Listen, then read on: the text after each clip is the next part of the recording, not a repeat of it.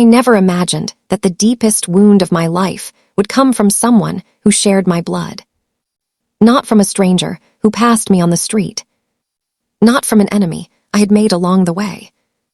But from the one person I always believed would stand beside me no matter what happened. My younger brother. If someone had told me years ago that my own sibling would drag me into a courtroom, accuse me of things I didn't do, and twist my kindness into a weapon against me, I would have laughed. I would have said, not my brother, never him. But life has a strange way of showing you the truth. Slowly, quietly, and at the moment you least expect. This is my story. Everything began one hot Wednesday afternoon last year. I was at home, arranging laundry, lost in the simple rhythm of everyday life, when my phone rang. I saw his name flashing on the screen, Michael, my little brother. I picked up and immediately I knew something was wrong. His voice was shaky, not normal shaky, desperate shaky. "Please," he whispered into the phone, his voice breaking. "Can you come? I don't have anyone else." I didn't ask questions. I didn't hesitate. I just grabbed my keys and drove. When I arrived at his house 20 minutes later, I found him sitting outside on the steps, face buried in his hands, shoulders trembling with the weight of something I couldn't yet see. I sat down beside him and put my hand on his shoulder. "Michael, what happened?" I asked gently. He lifted his head, and the tears he had been trying so hard to hide finally broke free. His eyes were red, swollen, desperate. "They're coming to take it," he said, his voice barely above a whisper. "The house, the business, everything." My heart sank. Between gasps and sobs, the whole story came tumbling out. His business had collapsed. His partners had pulled out without warning. Debts were piling up like storm clouds on the horizon. He was months behind on his mortgage payments. The bank had issued a final notice. His home, the home he had built with such pride, the home where he'd planned to raise a family, was hours away from being foreclosed. I sat there beside him and held his hand. In that moment, I didn't think about money. I didn't think about consequences. I didn't think about protecting myself or asking questions about how he'd gotten into this mess. I only thought about my little brother, the one who used to trail behind me when we were kids, the one who used to hold my hand crossing the street, the one who always said, "You're like a second mom to me." I looked him in the eyes and said, "Get up, we're not losing anything today." That night, I did the unthinkable. I went to the bank and emptied my entire emergency fund. Every kobo, every dollar I had saved over the years for my own security, my own future. But it wasn't enough. So I went home, opened my jewelry box, and took out my wedding gold, the beautiful bracelets my mother-in-law had given me just months before she passed away. They were the last physical connection I had to her. I sold them. The banker at the mortgage company was shocked when I walked in with such a large sum in cash. My brother stood beside me, tears streaming down his face, barely able to stand upright. When the paperwork was finally signed and the immediate threat was lifted, Michael grabbed me and hugged me so tightly I could barely breathe. "I will never forget this," he said, his voice thick with emotion. "Never, you saved me, you saved my life." I hugged him back and whispered, "That's what family does." I believed him when he said he'd never forget. God knows I did. 2 months passed. Life slowly returned to normal, or so I thought. I started seeing Michael out more, posting on social media, laughing with friends at restaurants and clubs, showing off his recovering life. And honestly, I was happy for him. I didn't care about the money. I was just glad he was okay. That's all that mattered to me.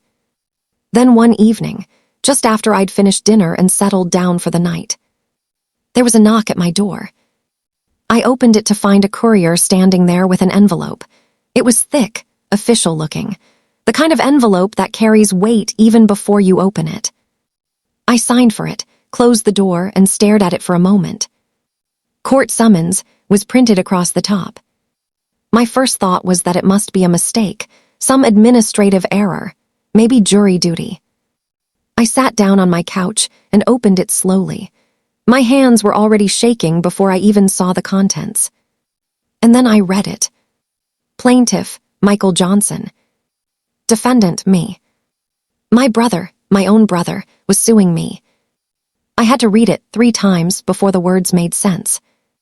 He claimed I had forced financial assistance on him, that I was now pressuring him to repay money he never asked for, that my actions had caused him severe emotional distress, and he was seeking damages and a restraining order. A restraining order. Against me. I sat on the edge of my bed for almost an hour, just staring at that piece of paper. I couldn't even cry. Shock is heavier than tears. Around 10 o'clock that night, I finally gathered enough courage to call him. The phone rang 4 times before he picked up. Hello, his voice was cold, so cold I barely recognized it. Michael, I said, my voice shaking, why did you sue me? The silence on the other end felt like it lasted forever. Then he said, in that same cold, detached voice, it's not personal, I just need to protect myself. Protect himself. From me. The woman who had given him everything. The woman who had sold her most precious possessions to save his home. I wanted to scream. I wanted to cry. I wanted to ask him how he could do this. But all I managed to say was, okay. And I hung up. That night I slept with all the lights on in my apartment, because somehow the darkness felt too heavy, too suffocating. The morning of the hearing was strange. I woke up before dawn, my heart already racing. I made tea but couldn't bring myself to drink it. I stood in front of my bathroom mirror for what felt like an eternity, staring at my own reflection. The woman looking back at me looked like a stranger. Tired eyes, forced strength, silent heartbreak written across every line of her face. I put on my best dress, simple, professional, dignified, and drove to the courthouse. When I walked into that courtroom, the first person I saw was him. Michael. My brother. He was wearing a suit I'd never seen before, expensive, tailored, the kind he definitely couldn't have afforded a few months ago. He sat confidently beside a lawyer, his posture straight, his expression unreadable. Our eyes met for just a split second, and then he looked away. That stubbornness in his expression, I recognized it from our childhood. It was the same look he'd give our mother when he knew he'd done something wrong, but was too proud to admit it. It hurt to see it now. The judge entered, and the hearing began. Michael's lawyer stood up first. He was smooth, practiced, professional. He painted a picture of me as someone who had interfered in my brother's financial affairs uninvited. Someone who had now become a burden, causing my brother emotional distress by holding these sacrifices over his head. I sat there listening to this description of myself, and I didn't recognize the person he was talking about. That wasn't me. It couldn't be.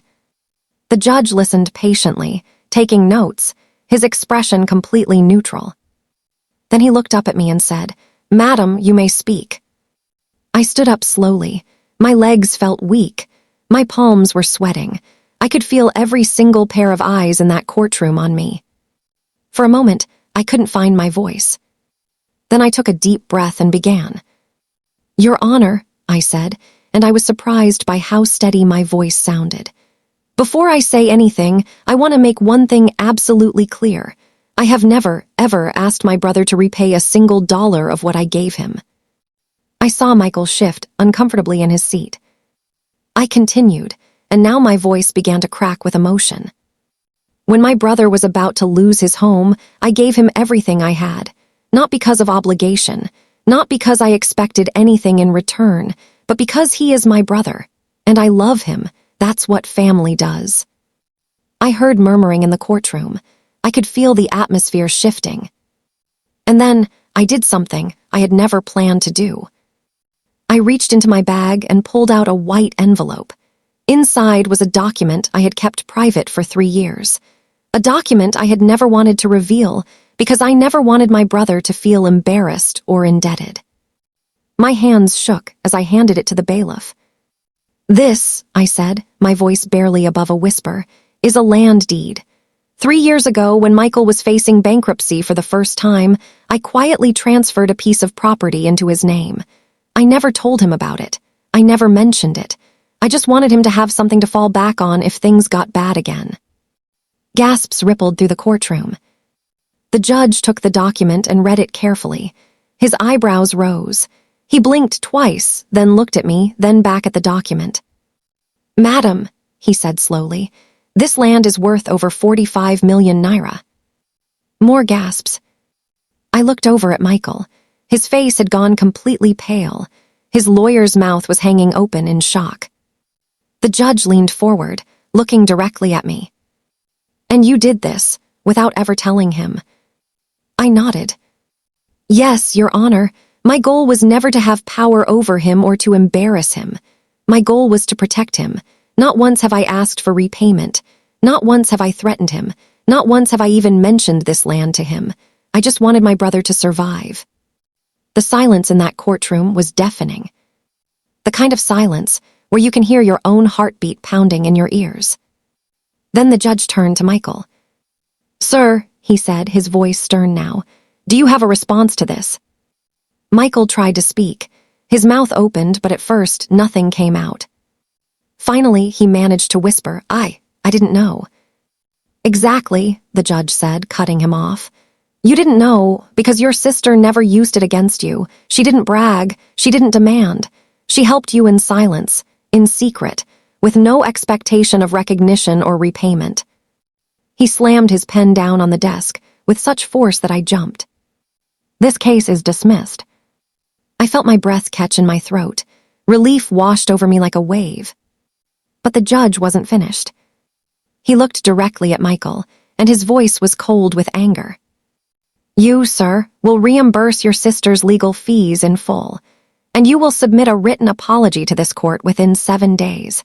This is one of the most shameful abuses of the justice system I have seen in my 20 years on the bench." People in the courtroom nodded. A few people even clapped quietly. I looked over at Michael. He couldn't meet my eyes.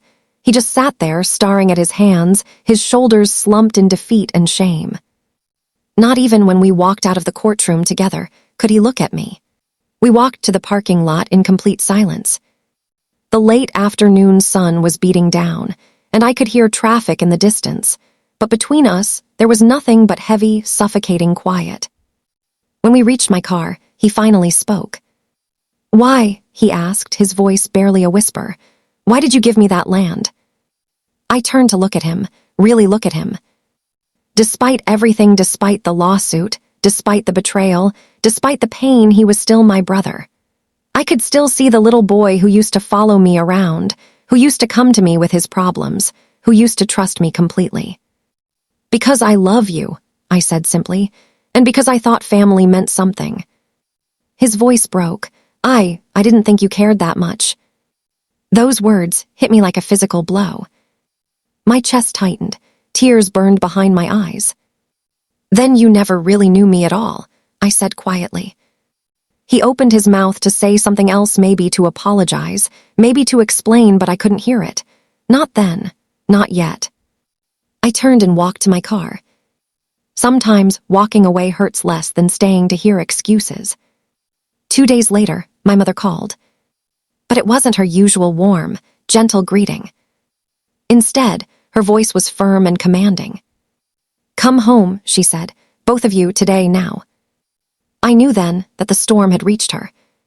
When Michael and I arrived at our childhood home that afternoon, my mother was sitting in her favorite chair by the window.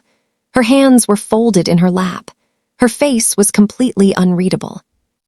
Michael looked nervous. I could practically feel the guilt radiating off him, filling the room like smoke. My mother looked at me first. "Is it true?" she asked quietly. "You gave him your savings, your wedding gold, and even land." I nodded, unable to speak. She closed her eyes and took a deep breath. "God give me strength," she whispered.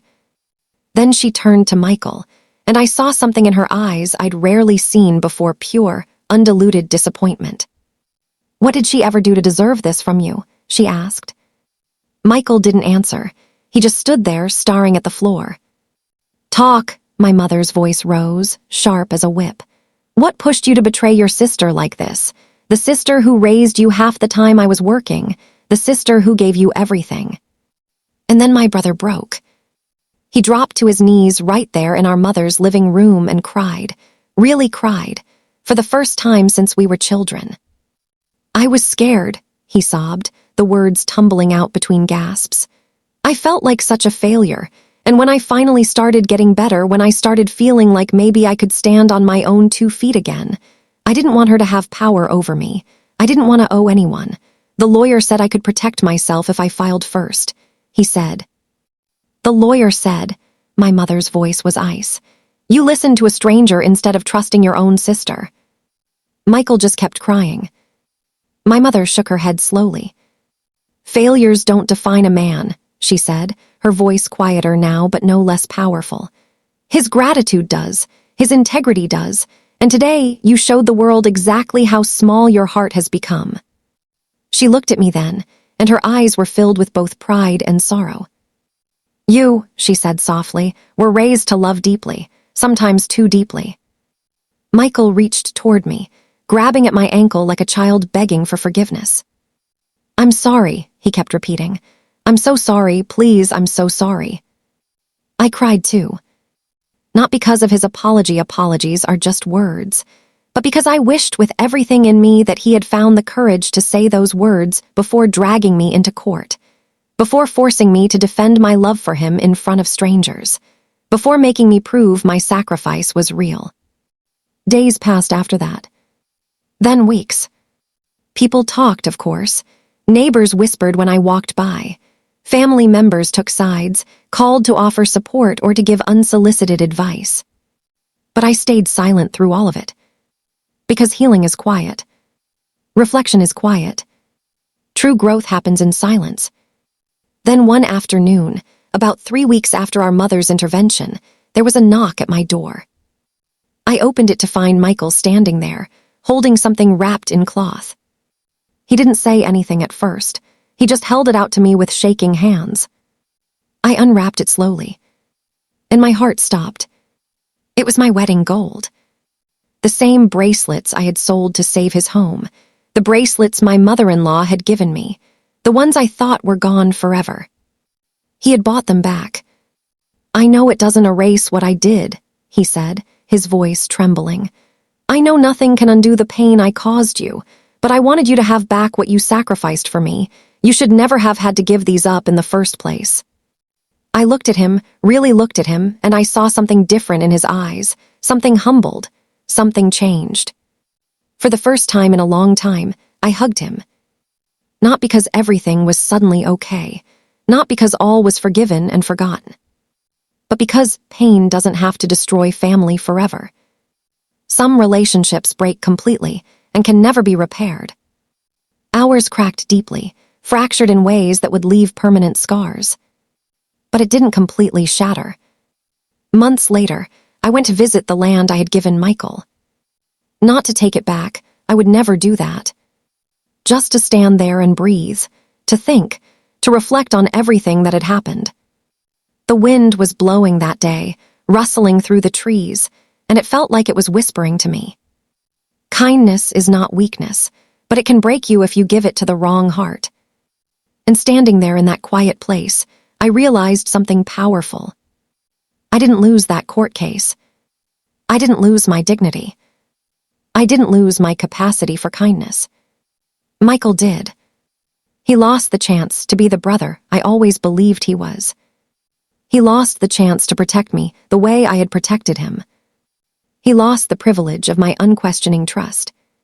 But he gained something too, a chance to rebuild himself, to become better, to learn what it really means to be family. And me, I gained my peace. Sometimes peace is not something people give us. It's something we decide to choose for ourselves. So when people ask me now, and they do ask, would you do it again? Would you sacrifice for him again? I always give them the same answer. I would help him again, yes, because that's who I am, that's who I choose to be. But I would never lose myself again in the process. Because family is important. Family is precious. Family is worth fighting for. But self-respect is priceless. If this story touched your heart, if it made you think about your own relationships, or if you've experienced something similar, I want to hear from you. Leave a comment below and tell me, have you ever sacrificed everything for someone only to have them turn against you? How did you find your peace? And if this story resonated with you, please hit that subscribe button and turn on notifications. Because next week, I'm sharing another powerful true story, this time about a woman who discovered her husband's secret family, and the shocking way she handled it. Trust me, you won't want to miss it. Until then, remember, protect your peace, guard your heart, and never lose yourself trying to save someone else. Thank you for listening.